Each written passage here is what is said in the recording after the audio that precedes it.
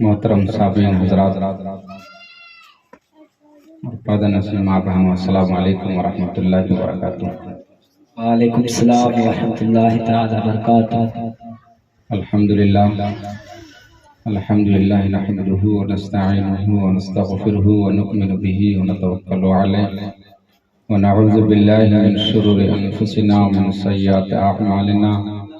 मन यहदिहिल्लाहु फला मुदिल्ल लहु व मन युद्लिलहु फला हादिय लहु व नशहदु अल्ला इलाहा इल्लल्लाहु वहदहु ला शरीका लहु व नशहदु अन्ना मुहम्मदन अब्दुहु व रसूलुहु। अऊज़ु बिल्लाहि मिनश शैतानिर रजीम। बिस्मिल्लाहिर रहमानिर रहीम। व अनकिहुल अयाम मिनकुम वस्सालिहीन मिन इबादिकुम इन यकूनु फक़राअ युग़निहुमुल्लाहु मिन फ़ज़लिही। व क़ाल नबी सल्लल्लाहु तआला अलैहि वसल्लम तुनकहुल मरअतु लिअरबईन लिमालिहा व लिजमालिहा व लिहस्बिहा व लिदीनिहा फ़ज़्फ़र बिज़ातिद्दीन।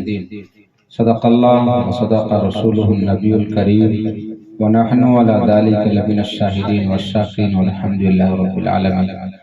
एक बार आका करीम सल्लल्लाहु तआला अलैहि वसल्लम की बारगाह में अक़ीदत और मोहब्बत के साथ हदिया दुरूद पेश करें। अल्लाहुम्मा सल्लि अला सय्यिदिना मौलाना मुहम्मद व अला आलि सय्यिदिना व अला आलि सय्यिदिना मौलाना मुहम्मद सल्लल्लाहु अलैहि वसल्लम। मोहतरम हज़रात, आज की इस शादी की महफिल में आप सब हुसूल बरकत के लिए इस महफिल मिलाशिफ का इनेकाद किया गया है।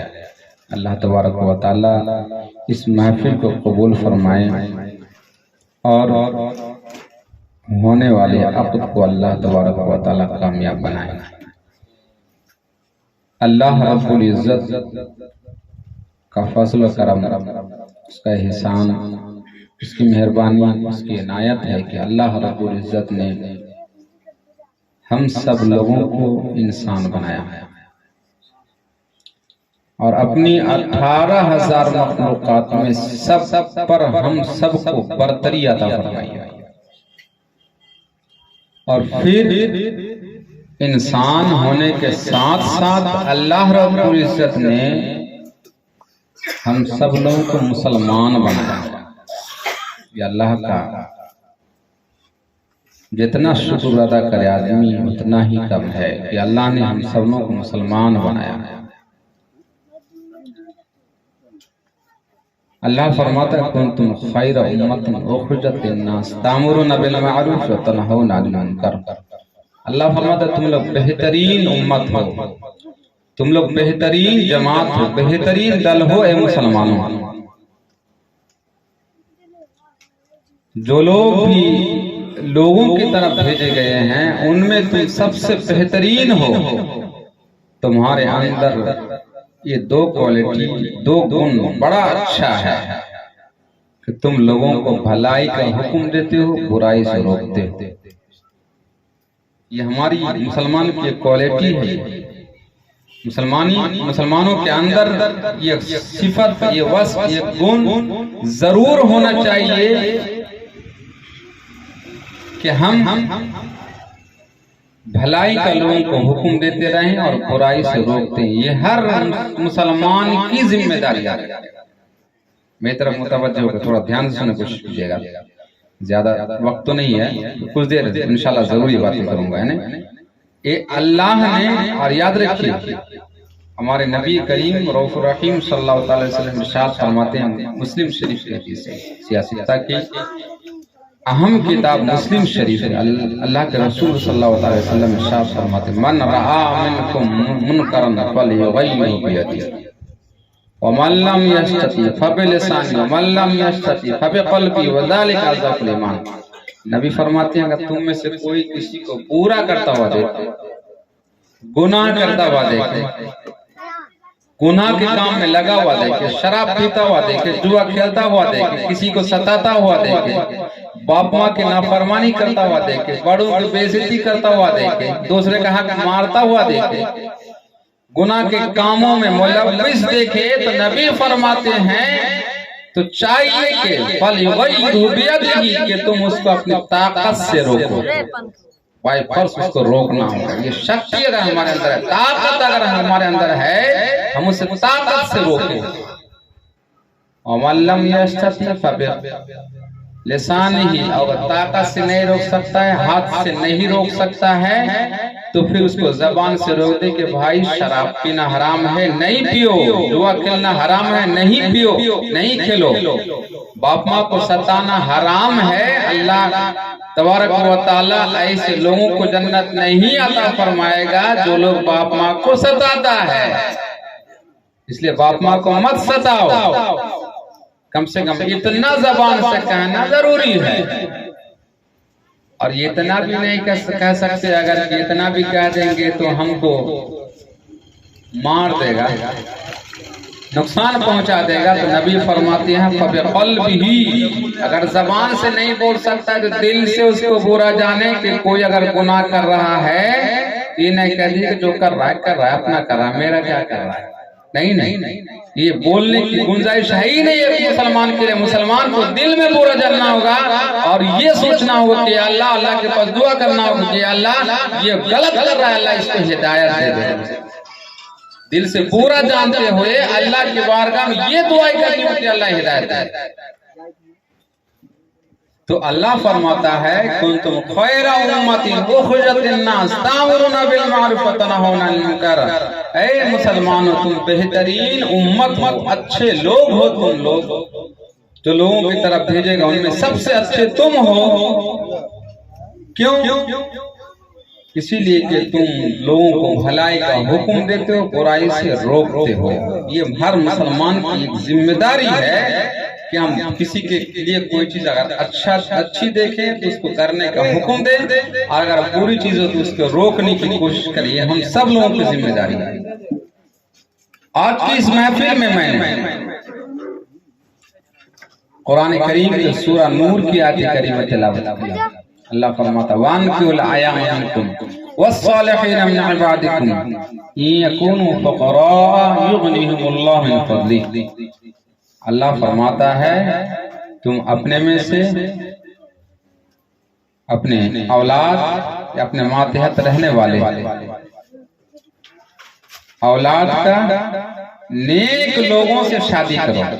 याद रखिए, अल्लाह फरमाता है नेक लोगों से, नेक घर में बहू लाओ और नेक दामाद ढूंढने की कोशिश करो। ये अल्लाह ने हुक्म दिया है, नेक लोगों से शादी करो। इन यकूनु फक़रा युग़निहुमुल्लाहु मिन फ़ज़लिही, कि अगर तुम इससे पहले तंग दस्त हो, गरीब हो, मिस्कीन हो, नादार हो, तो फिर अल्लाह तबारक व तआला शादी की बरकत से तुमको मालदार बना देगा। शादी की बरकत से। शादी गरीबी नहीं लाती है, शादी मालदारी लाती है।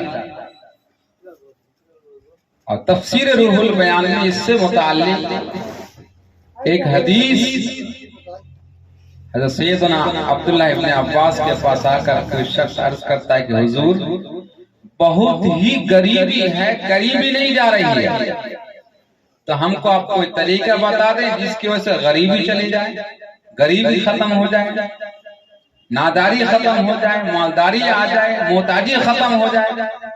हज़रत अब्दुल्ला इब्न अब्बास ने कहा कि शादी कर लो, है ना, शादी कर लो। हमारा जवान कहता है कि अभी तो जॉब में लगे ही नहीं है तो शादी कैसे कर लेंगे, अपना बोझ ही संभाल नहीं पा रहे हैं अभी, है ना। लेकिन वो कह रहे हैं कि हुजूर गरीबी नहीं जा रही है, तो अब्दुल्ला इब्न अब्बास कह रहे हैं, साहबी रसूल कह रहे हैं कि गरीबी नहीं जा रही तो शादी कर। शादी करने के कुछ दिन बाद फिर आया था, फिर भी नहीं गई, मतलब फिर शादी करो। इसी तौर पर 3 शादी की उसने। करने के बाद कुछ दिनों के बाद फिर आए और कहा हुजूर आपने सच कहा है कि गरीबी अब अल्हम्दुलिल्लाह खत्म हो गई। अल्हम्दुलिल्लाह खत्म हो गई। हज़रत अब्दुल्लाह इब्न अब्बास ने फरमाया कि सुनो, मैं सच क्यों ना कहूँ, कुरान फरमाता है कि शादी की बरकत से अल्लाह तबारक व तआला तुम्हें मालदार बना देगा। कुरान कहता है शादी की बरकत से, मगर शादियों को बरकतों से हमने खाली कर दिया, हमारा समाज ने खाली कर दिया। शादी में बरकत कहाँ से आएगी? गुनाह का काम इतना होता है, और शादी के पहले भी ऐसी चीजें होती हैं जिससे शादी की बरकतें खत्म हो जाती है। अगर शादी अपने बेटे की शादी करने के लिए हम बहू ढूंढते हैं तो बहू देखने के साथ साथ अगरचे खूबसूरत है, लेकिन पहले बातचीत होती है कि पैसा कितना मिलेगा। जब पैसे की बात है कि दे पाएगा तब बातचीत के लिए बैठते हैं, वरना नहीं बैठते हैं। ये तरीका लोगों में बन गया। अब रही बात जिसमें लानत है, जिसको शरीयत ने मना फरमाया है, शादी में वो चीज अगर हो, शादी में अगर बेटी वाला का दिल दुखाकर अगर लिया जाए, उसको तकलीफ में उसको परेशानी में मुब्तला अगर किया जाए, तो फिर ऐसी सूरत में किसी का दिल दुखा के कोई मालदार थोड़ा बन सकता है? नहीं बनेगा।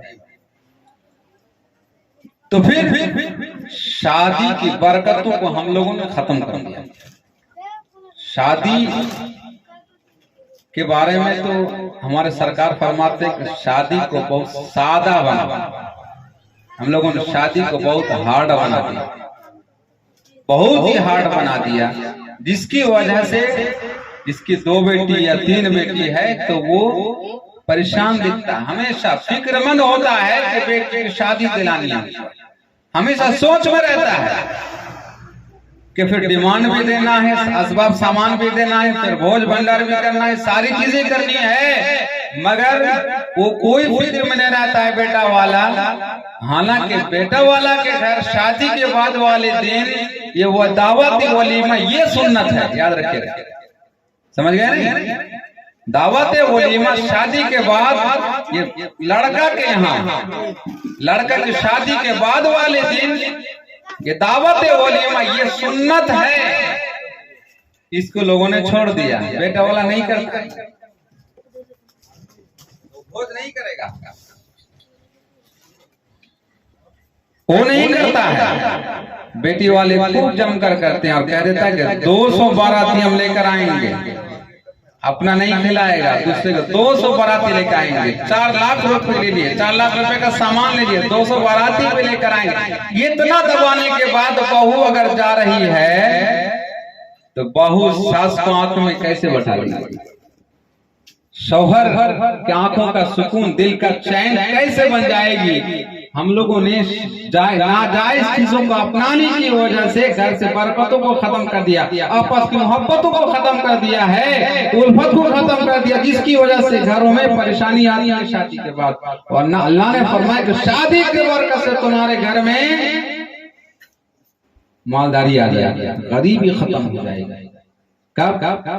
नबी पाक सल्लल्लाहु अलैहि वसल्लम की हदीस, सरकार फरमाते हैं तुनकाहुल मरअतु लिअरबाइन लिमालिहा वलिजमालिहा वलिहस्बिहा वलिदीनिहा फज़कुर बिज़ातिद्दीन। नबी फरमाते हैं कि शादी में औरतों के अंदर 4 क्वालिटी, 4 तरह के लोग देखते हैं। कभी कोई देखा कि मालदार घर की बेटी है, माल बहुत मिल जाएगा, बाप की एक ही बेटी है, पूरी जायदाद के मालिक बनेगा, ये सोचकर क्या है लड़की को चॉइस कर लिया, अगरचे वो देखने में कैसी ही क्यों ना हो। कोई चॉइस करता फन कर तो उनका मरात लियारबाइन लिमालिहा वले जमाले, कोई देखा कि बड़ी खूबसूरत लड़की है, अब घर नहीं देखता है, खानदान नहीं देखता, कुछ भी खूबसूरती को तरजीह देते, खूबसूरती को लेकर आ गया। कोई देखता है कि खानदान बड़ा अच्छा है, शरीफ खानदान है, शरीफ खानदान की लड़की है, ये देखकर लाता है। ये 3 तरह की क्वालिटी लोगों ने देख लिया, लेकिन हमारे नबी फरमाते हैं फज़कुर बिज़ातिद्दीन, ऐ लोगों चौथी क्वालिटी जो है कि तुनकल मरअतु लिअरबाइन लिमालिहा वलिजमालिहा वलिहस्बिहा वलिदीनिहा, कि औरतों के अंदर औरतों से शादी कर उसकी दीनदारी की वजह से, और फज़कुर बिज़ातिद्दीन नबी फरमाते हैं कि क्या तुम तरजीह दो, तुम चॉइस करो, दीनदारी को चॉइस। क्योंकि तुम अगर दीनदार औरत को घर में लाओगे तो एक चीज याद रखना कि ये शादी जो दिलाने के लिए जा रहे हैं, ये आमतौर पर हम उतना कुछ ध्यान नहीं देते हैं, मगर एक खानदान का नींव रख रहे हैं, है नहीं? एक खानदान की बुनियाद रख रहे हैं, उसका नींव रख रहे हैं।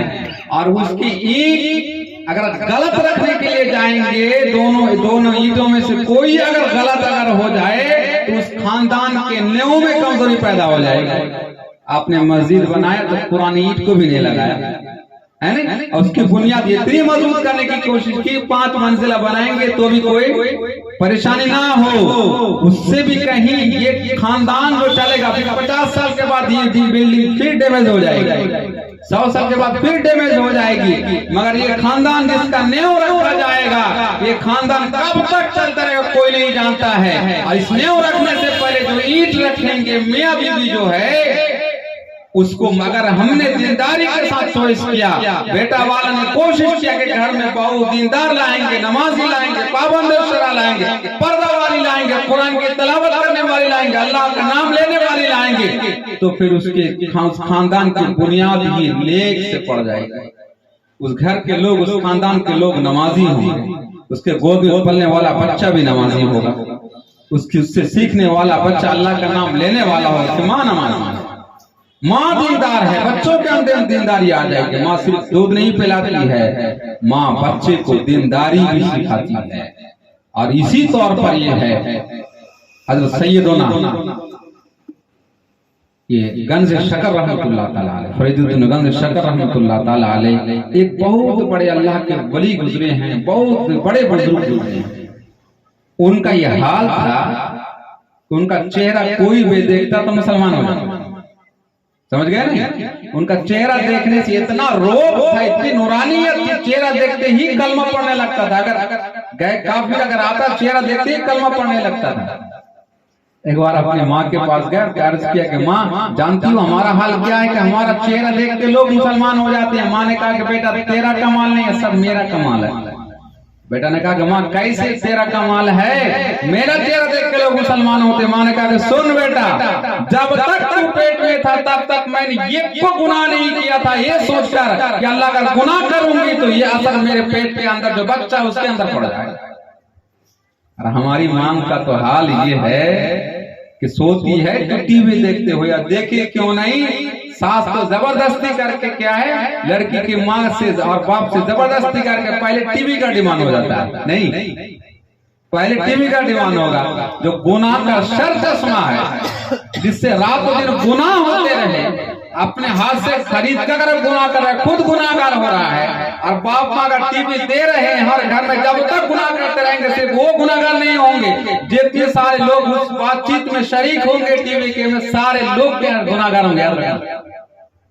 हमने क्या कर दिया, जबरदस्ती करके समधियाना से टीवी लिया, और सुबह के वक्त बहू अगर देरी करके उठ रही, रात 12 बजे तक तो सीरियल देखकर सोई हुई, देरी करके उठ रही, लेट करके उठ रही, तो फिर गाली दे रही है लड़की की माँ को। कैसी क्या है माँ थी कि हमको क्या सवेरे उठना ही नहीं सिखाया, काम करना नहीं सिखाया। कैसी माँ नहीं, कैसी सास थी कि टीवी क्यों दिलाया तुमने, जिसकी वजह से 12-1 बजे रात तक वो टीवी देख रही है। अगर जिस घर में टीवी नहीं है तो उस घर की औरतों को देखिएगा 10 बजे से पहले समेट कर नमाज को पढ़कर वो सो जाती है, ठीक अपना सवेरे फजर के टाइम में खुद ब खुद उठ जाएगी, उसमें कोई परेशानी नहीं होगी। और ये जमाना जितनी तरक्की करते जाएगा ना, स्टैंडर्ड समझते जाएंगे आप स्टैंडर्ड की तरफ जाते जाएंगे, उतनी परेशानी आती जाएगी। और फिर क्या है कि जितनी देरी करके उठते जाएंगे हम, उतनी ज्यादा बीमारियों में भी फंसते जाएंगे।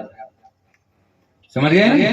कि सुबह की हवा सबसे सेहतमंद हवा होती है, और हम उठते हैं 8 बजे 9 बजे उठते हैं अगर है तो सेहतमंद हवा से हम बिल्कुल खाली रहे, महरूम रहे, जिसकी वजह से सेहत यहाँ से आए।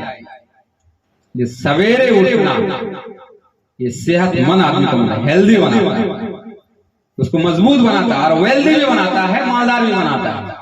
तो सवेरे उठते हैं तो मेहनत करने के लिए बहुत सारा वक्त पाते हैं, वेल्दी होता है, और जो सवेरे उठता है हेल्दी भी होता है, स्ट्रांग होता है, ताकतवर होता है। क्यों?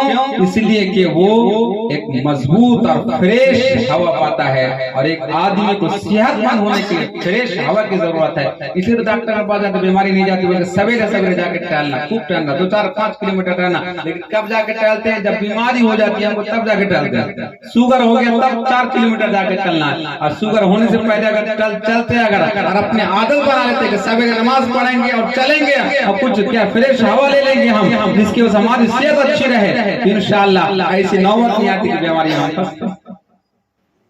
तो बात यह है कि अल्लाह के रसूल सल्लल्लाहु अलैहि वसल्लम इरशाद फरमाते हैं, तुनकहुल मरअतु लिअरबइन लिमालिहा व लिजमालिहा व लिहस्बिहा व लिदीनिहा फस्फुर बिज़ातिद्दीन। ऐ लोगों, औरतों से शादी की जाती है उसके माल की वजह से, उसके खानदान की वजह से, उसकी खूबसूरती की वजह से, उसकी दीनदारी की वजह से। लेकिन ऐ लोगों, तुम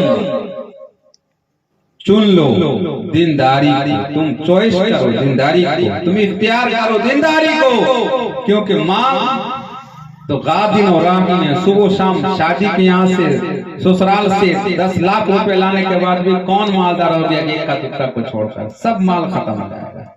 अगर खूबसूरती देखने के लिए जाओगे तो कब तक? 30 साल तक, 25-30 साल तक खूबसूरती रहेगी, फिर खूबसूरती खत्म हो जाएगी और कीड़े मकोड़े का खुराक बन जाएगी खूबसूरती। खानदान तो बहुत सारा खानदान उठा बड़ा किया, आगे पीछे वो सब खत्म हो गया। लेकिन दीनदारी अगर इख्तियार करके रहोगे तो दुनिया में भी वो दीनदारी काम आएगी, मरने के बाद भी वो दीनदारी काम आएगी। इसलिए जो हमेशगी की चीज है, जो मजबूत चीज है, अपने घर में अगर बहू लाएं तो हम ख्याल करें सबसे पहले कि नेक बहू लाएंगे, उसके मालों को ना दें, उसके खानदान को ना दें, उसको खूबसूरती की तरफ ना जाएं, उसके देखें कि पर्दा कितना है उसके अंदर, दीनदारी कितनी, अल्लाह का नाम लेना, अल्लाह का खौफ कितना उसके अंदर में। अगर ये चीजों को हमने अपना लिया ना, तो एक खानदान के अपने बच्चा से जिस खानदान का नेव रखा है, इंशाअल्लाह वो नेव बहुत अच्छा होगा, और वो खानदान जो बनेगा तो बहुत ही नामवर और अच्छा खानदान बनेगा।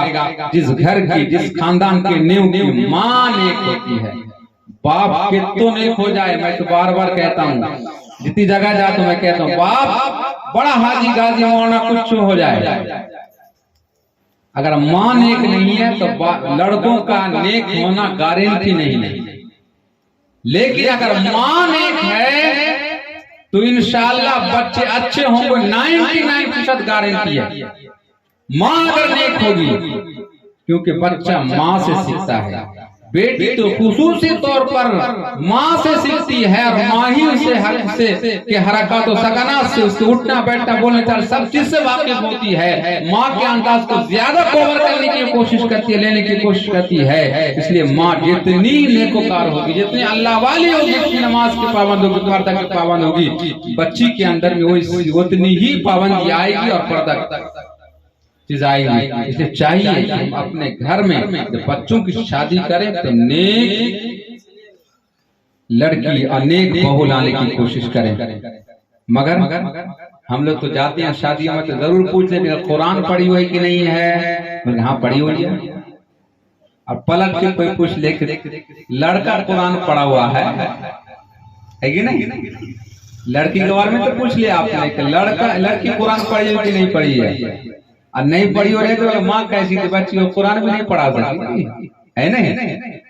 लेकिन लड़का के बारे में कहाँ पे पूछा, पूछना चाहिए ना, चाहिए ना कि घर का प्रधानमंत्री जो है कौन है, लड़का, वो तो होम मिनिस्टर है, वो ना सेकंड दर्जा उसका है ना, गृह मंत्री है ना औरत, लेकिन प्रधानमंत्री कौन है, मर्द। अब रिजाल कौमुन अलन निसा, प्रधानमंत्री अल्लाह ने बनाया, अल्लाह फरमाता है रिजाल कौमुन अलन निसा, मर्द औरतों का हाकिम है।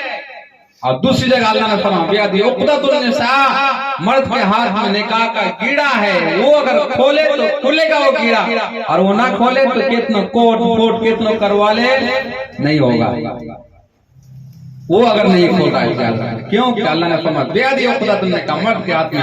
अब मर्द के घर का हाकिम है तो चाहिए तो था कि घर का जो मर्द हो, हाकिम जो होगा, जज जो होगा, वो तो कुरान पढ़ा हुआ होना चाहिए। लेकिन हम लोगों ने और हमारे मुसलमान समाज में ये बहुत बड़ी कमी आई है कि हमारे समाज में औरतें तो तकरीबन 80% तो कैसे कहीं ज्यादा औरतें कुरान पढ़ी होंगी, इसमें कोई शक नहीं। लेकिन 98% मर्द जो है कुरान नहीं पढ़ा हुआ नहीं है। जिस कौम का ये हाल हो कि अपने धर्म की किताब 98 या 99% लोग पढ़े हुए ना हो, उस कौम का हाल क्या होगा यार। नमाज़ी ढूंढने नहीं पड़ेंगे चराग दिलाकर, नमाज तो बहुत, मस्जिद तो बहुत बड़ी बन जाएगी, लेकिन नमाज बड़ी मस्जिद बनने के बाद नमाज पढ़ाने में मायूसी होती है कि इतनी बड़ी मस्जिद में नमाज ही कहां और कहां से आएगा जब कुरान नहीं पढ़ने जाने का। मैं इसीलिए बारहा यही जहां भी जाता कहता हूं कि अपने बच्चों को कुरान पढ़ाएं, कुरान पढ़ा दीजिए। पहले ही बच्चों को कुरान पढ़, ये नहीं सोचिए कि माध्यमिक के बाद हमारा बच्चा कुरान पढ़ेगा, एचएस के बाद पढ़ेगा, जब खाली वक्त पढ़ेगा तब नहीं, बल्कि जब सादा कागज हो, जब छोटा हो, प्राइमरी में पढ़ता हो, माँ के गोद में, बाप माँ के कंट्रोल में हो। अरे 8, 9, 7 में जब बच्चा जाएगा तो असर के टाइम में क्रिकेट खेलने के लिए दौड़ेगा, साथियों के साथ दौड़ेगा, वो टाइम पासिंग करेगा, वो वक्त गुजारा करेगा वो। इसलिए जब आपके गोद में हो, जब बाप माँ के बगैर उसको चैन ना मिले, तभी बच्चे को कुरान पढ़ा दिया जाए। सादा कागज होगा और जो पहला छाप पड़ जाए वो छाप कभी खत्म नहीं होता है। और जब क्या है दुनिया का छाप पड़ जाए और फिर दूसरा इस्लामिक छाप देने की कोशिश करेंगे तो वह धुंधला रहेगा, कमजोर रहेगा। इसलिए अपने बच्चों के अंदर पहले कुरान लेकर आएंगे, इंशाअल्लाह जब कुरान आ जाएगा, नहीं हमारे बच्चे, हमारे समाज के लोग जब कुरान पढ़ने लग जाए। बहुत सारे लोग चाहते हुए कि नमाज पढ़ने के लिए जाएंगे, लेकिन बोलते कुछ नहीं जानते हैं, है नहीं, कुछ नहीं, सीखेंगे तो जाएंगे, लेकिन सीखेंगे तो जाएंगे। नदी में उतरने से पहले तैरने कोई पहले सीखता है ना, हेलने थोड़ो सीखता है, जब उतरेगा तभी सीखेगा वो। इसलिए नमाज पढ़ने जब आ जाएगा तो सीख जाए, खुद ब खुद सीख जाएगा, सारे तरीके आ जाएंगे। और कोई अगर सोचेगा कि हम सीख कर मस्जिद जाएंगे तो मुश्किल है, उसकी उम्र खत्म हो जाएगी और जहां के तहां दड़ा पड़ रह जाएगा। अब मैं तो कहता हूं कि याद रखना, अल्लाह के पास पहले आके झुक जाइए, अल्लाह सजदा को पसंद करता है। जो लोग भी नहीं आते हैं मैं उनसे ही गुजारिश करूंगा, माँ बहनों से भी गुजारिश करूंगा, अपने नबी पाक सल्लल्लाहु अलैहि वसल्लम इरशाद फरमाते ला तजअलू बुयूतकुम कुबूरा, ऐ लोगों तुम अपने घरों को कब्र नहीं बना लो। जैसे कब्र में इबादत नहीं होती है, नमाजें नहीं होती है, तुम्हारे घर भी ऐसे न बन जाएं। इसलिए माँ बहनों को चाहिए कि अपने घरों को आबाद करके रखें, अपने घरों को कब्र ना बनाएं और नमाज की खूब पाबंदी करें। इंशाअल्लाह माँ बहनें अगर नमाजी हो जाएंगे, उसका शौहर भी हो जाएगा, अगर वो कोशिश करे तो हो जाएगा। क्योंकि घर की जड़ हो, माँ ओम का माना जड़ है और घर की जड़ माँ बहनें होती हैं। वो अगर खुद पावन हो जाए तो इंशाअल्लाह पूरा समाज पावन हो जाएगा और समाज में पाबंदी आ जाएगी, तरक्की आ जाएगी। तो हमें चाहिए कि हम अपने बच्चों की सही परवरिश करें। रसूल करीम सल्लल्लाहु अलैहि वसल्लम की एक हदीस है, हमारे घरों में बच्ची पैदा होती है तो हम लोग मायूस हो जाते हैं, एक के बाद दो अगर हो गई तो बहुत भारी पड़ेगा, है ना। लेकिन हदीस शरीफ में नबी तो मन आला सलासा अवातिन वजबत लहुल जन्नह, नबी फरमाते जिसने 3 बेटी की परवरिश की उसके लिए जन्नत वाजिब है। जिसने 3 बेटी की परवरिश की उसके लिए जन्नत वाजिब है। कोई साहबी खड़े हो गए, या रसूलल्लाह अवाइस नहीं, या रसूलल्लाह 2 बेटी वाला क्या जन्नत में नहीं जाएगा? कौन सा जमाना था ये? इदल मऊदतु सुयिलत, कुरान में फरमाया। यानी नबी के दुनिया में आने से पहले लोग अपनी बेटियों को जिंदा दफन कर देते हैं। अरब के लोग, यार अरब के लोग नबी के पैदा होने से पहले अपनी बेटी को जिंदा दफन कर देते थे, इसीलिए कि कोई दामाद बनकर हमारे सामने इज्जत के साथ खड़ा नहीं हो सका, मुझे किसी के सामने झुकना ना पड़ा। ये लोगों का एक नजरिया सोच बन गया। सोच के बदलने वाले सिर्फ अरब के नहीं, पूरी दुनिया में सोच का बदलाव जो पैदा हुआ वो नबी आखिर ज़मां सल्लल्लाहु अलैहि वसल्लम की बेसत है, उनकी दुनिया में तशरीफ आवर। अगर हिंदुस्तान से विधवा विवाह अगर खत्म हुआ हिंदू मजहबों में, वो नबी आखिर ज़मां सल्लल्लाहु अलैहि वसल्लम ही का देन है ना। आप कहते हैं कौन ईश्वरचंद्र विद्यासागर है ना, उसने जो है इसको खत्म किया है ना, क्यों विधवा विवाह का मामला जो हिंदुओं में नहीं होता था इसको खत्म किया है। आप कहेंगे कि राजा राम मोहन राय है नहीं, तो किसको खत्म, सतीदाह प्रथा को खत्म किया। लेकिन नहीं, ये रोशनी कहाँ से मिली है? ये रोशनी भी मोहम्मद रसूलुल्लाह सल्लल्लाहु अलैहि वसल्लम से मिली है। याद रखना, हमारे नबी ने फरमाया मन आल सलासा अखवातिन वजबत हुल जन्नह, जिसने 3 बेटी उसकी परवरिश की उसके लिए जन्नत वाजिब है। कोई खड़ा हो गया, या रसूल अल्लाह हवा नहीं 2 बेटी वाला जन्नत में नहीं जाएगा। नबी ने फरमाया नहीं 2 बेटी वाला जन्नत में जाएगा। और या रसूल अल्लाह अब वाहिदा, क्या एक बेटी वाला जन्नत में नहीं जाएगा?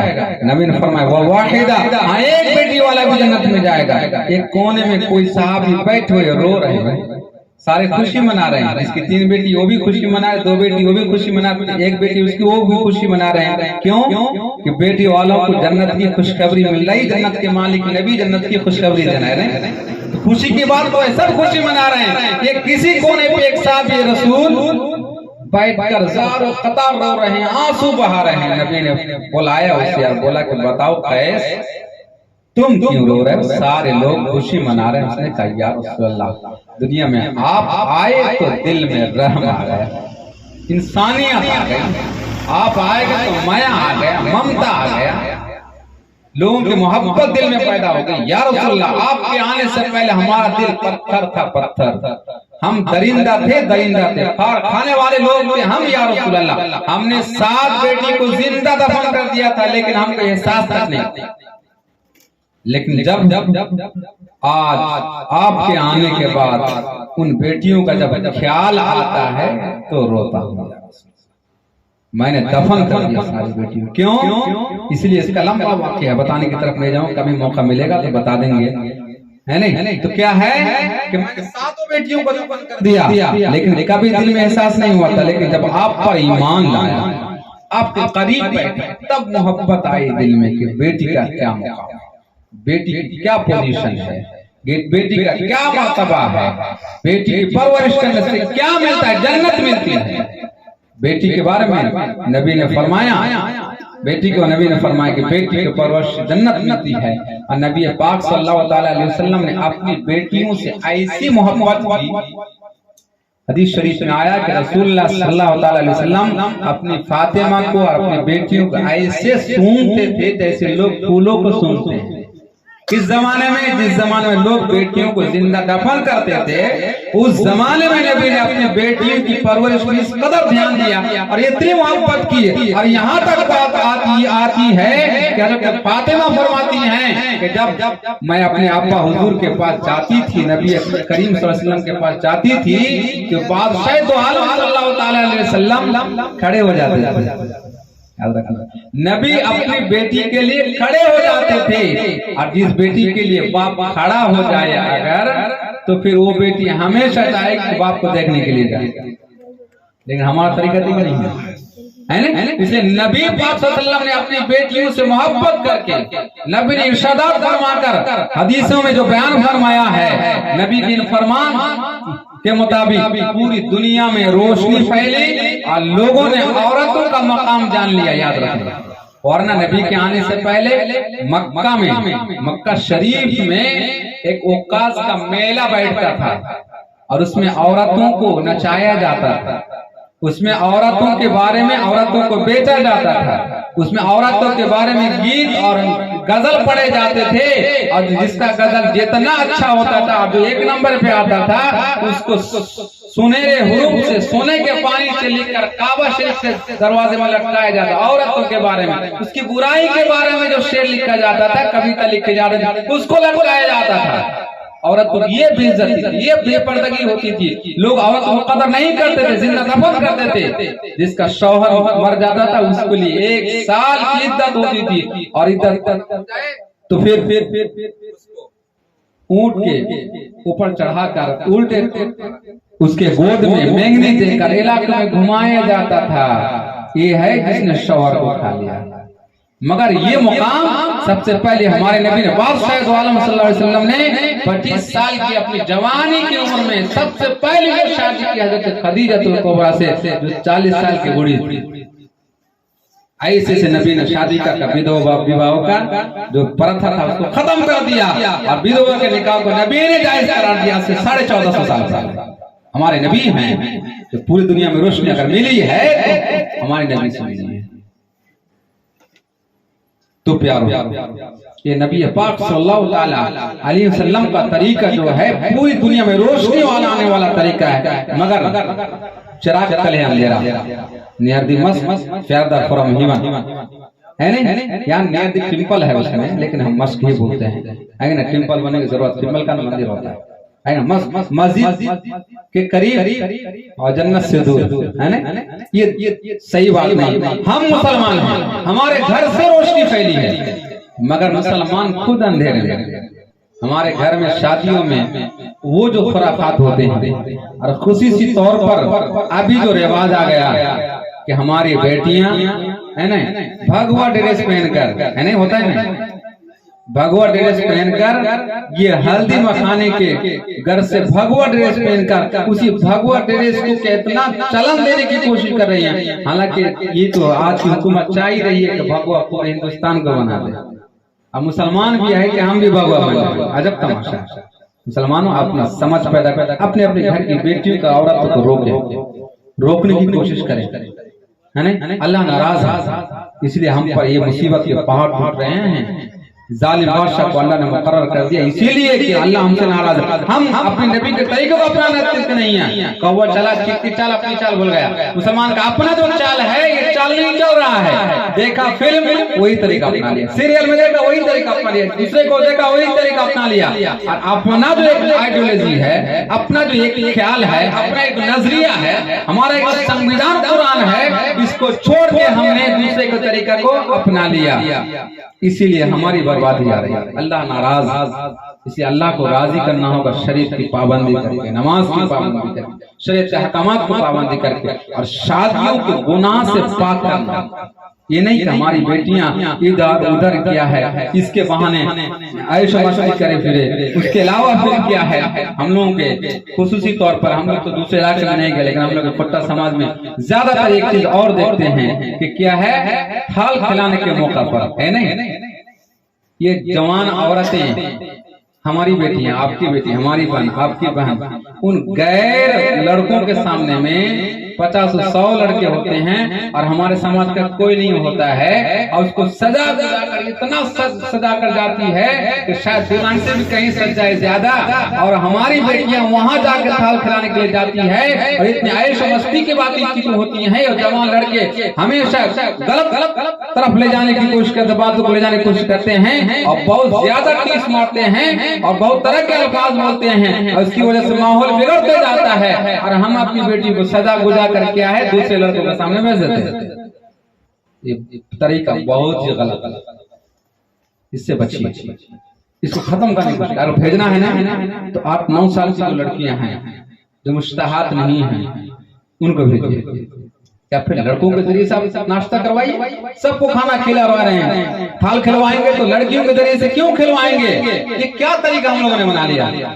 मुसलमान अपने नबी का तरीका, पर्दा कोई चीज है ना मुसलमान, हम तो कहेंगे इस चीज पर आप सख्ती के साथ कारबान होने की कोशिश अमल कीजिए, और अपनी बड़ी लड़कियों को इससे रोकिए। 8-9 साल तक जो है या 10 साल के अंदर की जो लड़कियां हैं, नाबालिग लड़कियां हैं, वो लोग अगर भेजना चाहें तो फिर भी कुछ ना कुछ पर्दे का इंतजाम करके भेजें। और अगर उससे अगर ना हो तो फिर क्या है, लड़कों को हमारे घर में बेटे हैं, भतीजे हैं, ये वो जाकर खिलाएंगे।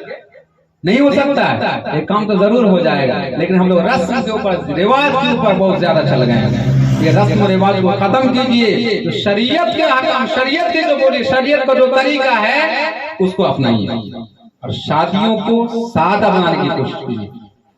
ज्यादा झीक झाक में अगर जाएंगे तो फिर बात यह है कि मामला बढ़ता जाएगा, शादी हार्ड होते जाएंगे, परेशानियां बढ़ती जाएगी, और हम लोग जब बढ़ती बोझ लेते जा रहे हैं जिसकी वजह से परेशान ज्यादा नजर आता है। आज के जमाने में आदमी कमाई कम नहीं करता है, लेकिन बढ़ती बोझ की वजह से इतना खर्च बढ़ गया हम लोगों का कि कमाने के बावजूद टेंशन बढ़ते जा रहा है, कि बढ़ती वो सादा जिंदगी हम इख्तियार नहीं करना चाहते, रंगीनी जिंदगी। और देख देखा होगा फला फला काम करे तो हम भी करेंगे, हम भी करेंगे। हालांकि नबी ने फरमाया कि तुम मालदारी के मामला में अपने से नीचे को देखो। हम लोग बड़े लोगों को देखते हैं, 2 ताला घर बनाया है, फॉल्स सेलिंग कर लिया, तो हमको भी करना होगा।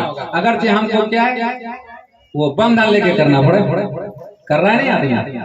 हालांकि बंधन हराम, सूद दे रहे हैं, है नहीं, ज्यादा दे रहे हैं, और बंद वो तो हराम है ही। उसके अलावा जब तक नहीं अदा किए हैं हमेशा आप टेंशन में रह रहे हैं। और डॉक्टर कहेगा आपको जब शुगर हो जाएगा टेंशन फ्री रहिए, शुगर कम, हार्ट कम होगा, टेंशन फ्री रहिए। कहाँ से क्या है टेंशन फ्री रहेगा आदमी जिसके पास जो बंधन से बंधा हुआ है कि नहीं, जो क्या है ये सारे मुकाबला से क्या है भरा हुआ वो टेंशन फ्री कहाँ से रह सकता है। इसे सादा जिंदगी गुजारने की कोशिश कीजिए, ज्यादा झोंक झाल में झीक झाक में ना जाने की कोशिश करें, सादा रखें, शादियों को सादा बनाएं, अपने घर की जिंदगी को चाल चलन को भी सादा बनाने की कोशिश करें, अपने तरीके को भी सादा बनाने की कोशिश। ज्यादा झीक झाक में अगर जाएंगे तो ज्यादा टेंशन होंगे, ज्यादा टेंशन होंगे तो बहुत सारी तरह की क्या बीमारियां आएंगी, परेशानियां आएंगी। हुजूर में जब खर्च करते जाएंगे तो परेशानियां तो आएंगी। इन्नल मुबज़्ज़िरीन कानू युक़ानु शयातीन, हुजूर खर्च करने वाले शैतान के भाई, हम शैतान के भाई नहीं बने। हमारा संविधान कुरान कहता है कि जरूरत के मुताबिक खर्च करो। एक ही आयत बता दें, अल्लाह फरमाता है ला तजअल यदका मगलूलतन इला उनुकिका वला तबसतहा कुल्लल बस्ति फतखुद मलूमन मसूरा। अल्लाह फरमाता है अपने हाथों को अपने गर्दन से बांधा हुआ भी नहीं बना लो, कि कोई जरूरत के बावजूद खर्च नहीं करेंगे, ना खाएंगे ना खाने देंगे। यही तो है, यानी कंजूस बकील ये ना बन जाओ। वाला तब शुद्ध है कुल्लल बस्ते, और बिल्कुल हाथ को ऐसा मत खोल दो कि आज के बाद कल परेशानी आ जाए, है नहीं। इसलिए ना पूरा क्या बंधा हुआ रखना, कंजूस बनना भी नहीं है, और ना बिल्कुल क्या सब उड़ा के खत्म कर देना है। कमाना है, कमाने के बाद जरूरत के मुताबिक खर्च करना है, जरूरत के लिए शिक्षा में खूब खर्च किए, मैं कह रहा हूं, समझ गए नहीं। अपने बच्चों के तालीम में खूब खर्च कीजिए, उसके एजुकेशन में खूब खर्च कीजिए, क्योंकि एजुकेशन जब आएगा तो आपके समाज में, हमारे समाज में तब तरक्की आएगी, बदलाव आएगा। इतनी तालीम ज्यादा होती जाएगी, और मुसलमान बात बहुत ज्यादा जरूरत है तालीम में और शिक्षा में आगे बढ़ने की बहुत ज्यादा जरूरत है नहीं। हर ऑफिस में हमारा मुसलमान होना चाहिए, हर ऑफिस में होना चाहिए, डॉक्टर भी होना चाहिए, हर ऑफिसर हमारा होना चाहिए, एसपी डीएम होना चाहिए, सब कुछ होना चाहिए। और कब होगा जब अपने बच्चों के हम खाएंगे, आधी रोटी खाएंगे, बच्चों को पढ़ाएंगे। याद है या इससे पहले बोला था शायद, है नहीं, क्या है आधी रोटी खाएंगे, बच्चों को पढ़ाएंगे। हम कम खाएंगे, कम पहनेंगे, लेकिन बच्चे को अच्छा पढ़ाएंगे। अगर मिशन में पढ़ाएंगे तो मिशन में पढ़ाइए, खूब पढ़ाइए, खूब मेहनत कराइए, उसके ऊपर खर्च कीजिए, ताकि आपका बच्चा कामयाब अगर हो जाए तो हो सकता है कि उसके बच्चे की कामयाबी की वजह से जब एक ऑफिसर बना हो रहेगा, अगर ये स्किल बना हो रहेगा, कभी जरूरत पड़ जाएगी तो मुसलमान के काम में काम आएगा कि नहीं। और अगर नहीं, अगर कोई भी अगर हमारा नहीं है अगर, तो हम तो तहीदास्त हो जाएंगे। आम आदमी का क्या पोजीशन होती है, इसलिए हर पोजीशन में हमारे लड़कों का होने चाहिए, है नहीं, हर अच्छी जगह पे होना चाहिए। बच्चों को पढ़ाइए, लेकिन प्यार उससे पहले बचपन ही में कुरान पढ़ा दीजिए। आप एसपी बने, डॉक्टर बने, इंजीनियर बने, प्रोफेसर बने, कुछ भी बने, आपका बेटा मुसलमान बेटा है ना।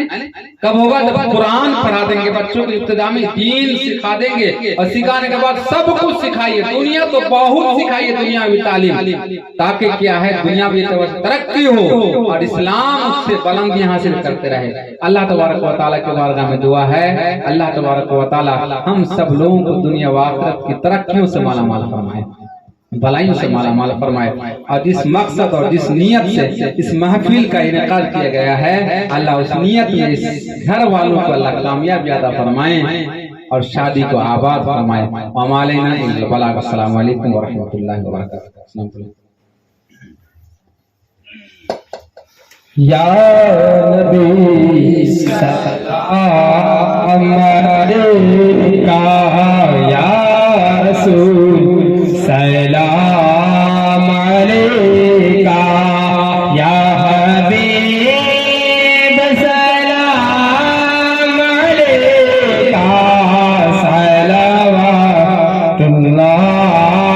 अलैका, हबीब या रसूल अल्लाह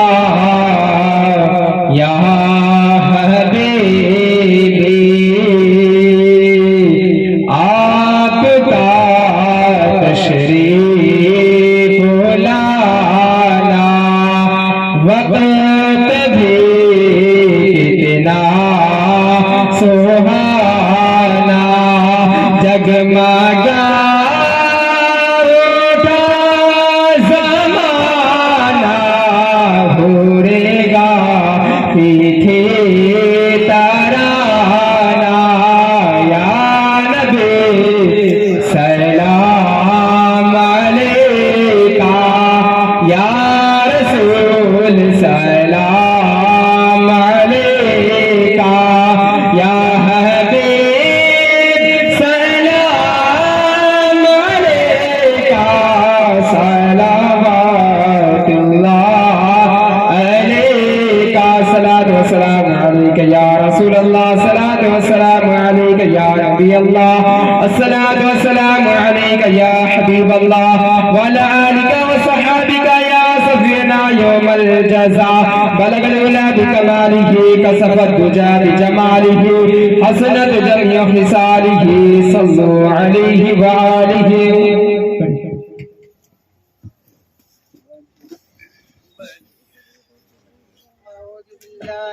الشيطان الرجيم بسم الله الرحمن الرحيم قل يا أيها الكافرون لا أعبد ما تعبدون ولا أنتم عابدون ما أعبد ولا أنا عابد ما عبدتم ولا أنتم عابدون ما أعبد لكم دينكم ولي دين بسم الله الرحمن الرحيم قل هو الله أحد الله الصمد لم يلد ولم يولد ولم يكن له كفوا أحد بسم الله الرحمن الرحيم قل هو الله أحد الله الصمد لم يلد ولم يولد ولم يكن له كفوا أحد بسم الله الرحمن الرحيم قل هو الله أحد الله الصمد لم يلد ولم يولد ولم يكن له كفوا أحد بسم الله الرحمن الرحيم قل أعوذ برب الفلق من شر ما خلق ومن شر غاسق إذا وقب ومن شر النفاثات في العقد ومن شر حاسد إذا حسد بسم الله الرحمن الرحيم قل أعوذ برب الناس ملك الناس إله الناس من شر الوسواس الخناس الذي يوسوس في صدور الناس من الجنة والناس بسم الله الرحمن الرحيم الحمد لله رب العالمين الرحمن الرحيم مالك يوم الدين إياك نعبد وإياك نستعين اهدنا الصراط المستقيم صراط الذين أنعمت عليهم غير المغضوب عليهم ولا الضالين بسم الله الرحمن الرحيم ألف لام ميم ذلك الكتاب لا ريب فيه هدى للمتقين الذين يؤمنون بالغيب ويقيمون الصلاة ومما رزقناهم ينفقون والذين يؤمنون بما أنزل إليك وما أنزل من قبلك وبالآخرة هم يوقنون أولئك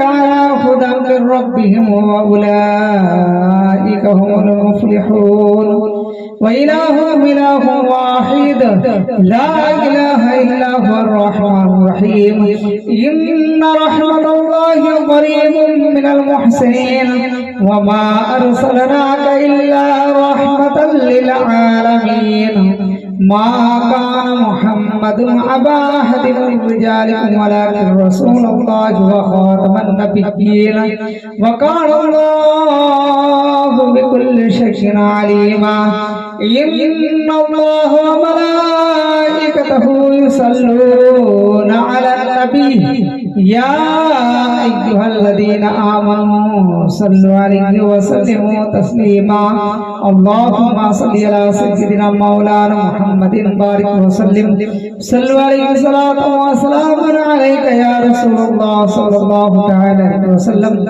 أعوذ بالله من الشيطان الرجيم ألا إن أولياء الله لا خوف عليهم ولا هم يحزنون الذين آمنوا وكانوا يتقون سبحان ربك رب العزة عما يصفون وسلام على المرسلين والحمد لله رب العالمين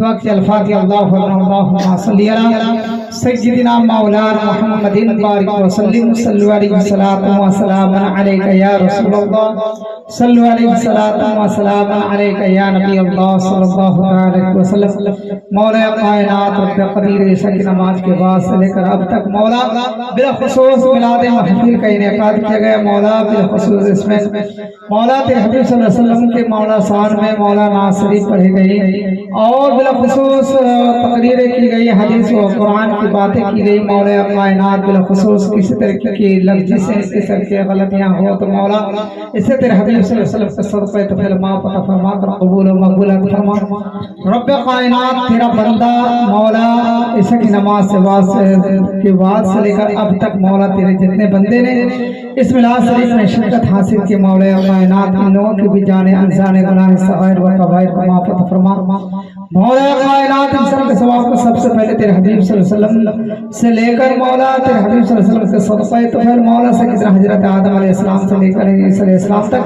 कमोबेश 1,24,000 पैगंबर के अरवाह मुबारक पेश करो या अल्लाह कबूल मकबूल तो फरमा सहाबा इकराम अइम्मा दीन मुस्तहिदीन शुहदा करबला अज़दात हतरास सल्फ सालिहीन बुजुर्गान दीन ताबीन ताबीन और खुलफाए राशिदीन अइम्मा दीन मुस्तहिदीन के अरवाह मुबारक पेश करो या अल्लाह कबूल मकबूल तो फरमा पिराने तेरे बिराने में रोशन जमीर से कितना अब्दुल्ला क़ादिर जिलानी ख्वाजा मदीन चिश्ती अजमेरी संजरी अली रहमत जवान और आला हजरत मुजद्दिद तीन मिन्नत इमाम अहमद रजा खान फाजिल बरेली अली खिलाफ रिजवान करवाए मुबारक पेश करो या अल्लाह कबूल मकबूल फरमा सलासिल अरबान असवतिया सरवतिया किस्तियां क़ादरिया और जितनी उनके साथ है जितनी उनकी डालियां मौला हर एक करवा मौला बारगाह पेश करो या अल्लाह कबूल मकबूल फरमा मौला कायनात बिलखुसूस सारे जहां के मोमिनीन मोमिनात मुस्लिमीन मुसलमान जितने दारुल फना को छोड़कर दारुल बाका जब तक अल्लाह हर एक की अरवाह पेश करो या अल्लाह हर एक की मग़फ़िरत मौला गुनाह सगायर व कबायर को माफ फरमा मौला लोगों की कब्र का शादियत फरमा कब्र में रहमत नज़ूलत फरमा जन्नत की खिड़कियां खुद जन्नत की हवा नसीब फरमा रब कायनात मुल्क से बिपारे के कब्रिस्तान में झूलने के बर्तन जितने हराम का या अल्लाह हर एक की मग़फ़िरत फरमा बिलखुसूस मौला निजामिया के अहले खानदान के बाप दादा दादियां नाना नानियां और जितने उनके खालाएं फूफे हैं उनके ससुर की भी अहले खानदान में मौला पड़े तक जितने गुजर चुके अल्लाह करवा पेश करो या अल्लाह कबूल मकबूल फरमा हाजिर मजलिस में जितने के बार का हाथ उठाए अल्लाह में से किसी की माँ बाप भाई बहन अहले गरीब रिश्तेदार वाले अहले बैत रिश्तेदार वाले में से जितने गुजर चुके अल्लाह करवा पेश करो या अल्लाह कबूल मकबूल फरमा मौला कायनात बिलखुसूस रब कदीर जितने भी मुसलमान सारे जहां के मोमिनीन मोमिनात परेशान हाल हैं अल्लाह उनकी परेशानी को दूर फरमा मुसलमान को पंजगान नमाज पढ़ने की तौफीक और रफ़ीक़त फरमा मौला कायनात तेरे घर की बैतुल मुक़द्दस के करीब मौला फिलिस्तीन वालों पर जो जालिम जो जुल्म कर रहे हैं मौला कायनात छोटे बच्चे से मौला खाने के लिए तरफ रहे मौला गैब से रोशियां अता फरमा मौला उन लोगों को सब्र करने की तौफीक और रफीक अता फरमा मुसलमानों के मौला हौसला अता फरमा मौला कायनात मुसलमानों को सब्र करने की तौफीक और रफीक अता फरमा मौला कायनात बिल खुसूस हर एक मुसलमान को आपस में इत्तेफाक रहने की तौफीक और रफीक अता फरमा मौला कायनात जिस बच्चे की निकाह होने वाली है मौला कायनात बिल खुसूस किसी तरह की बलाए मुसीबत मौला परेशानियां हो इंसानी बदहरकात जिन्नाती बदहरकात शैतानी बदहरकात इंसानी बद नजर जिन्नाती बदनजर से महफूज और मामूर अता फरमाना मौला कायनात शरीयत मुतहरक मुताबिक मौला इन बच्ची की निकाह मौला ये बच्ची जो अपने माँ बाप के हर छोड़कर मौला ससुराल पहुंचे मौला बिला खुसूस उनके दीन में उनके ससुराल वाले को मोहब्बत अता फरमाना मौला कायनात बिला खुसूस रब्बे कदीर ये बच्ची को मौला तेरे नबी के दीन पर इस्लाम के तौर तरीके पर चलने की तौफीक और रफीक अता फरमाना इनसे मौला कायनात बिला खुसूस मौला ज़ुर्रियत अता फरमाना अल्लाहुम्मा रब्बना तक़ब्बल मिन्ना इन्नका अंतस समीउल अलीम व तुब अलैना इन्नका अंतत तव्वाबुर रहीम व सल्लल्लाहु तआला अला खैर खल्क़िही व अला आलिही व अस्हाबिही अजमईन बिरहमतिका या अरहमर राहिमीन आमीन आमीन आमीन आमीन बहक ला इलाहा इल्लल्लाह मुहम्मदुर रसूलुल्लाह सल्लल्लाहु अलैहि वसल्लम। अस्सलामु अलैकुम व रहमतुल्लाहि व बरकातहू।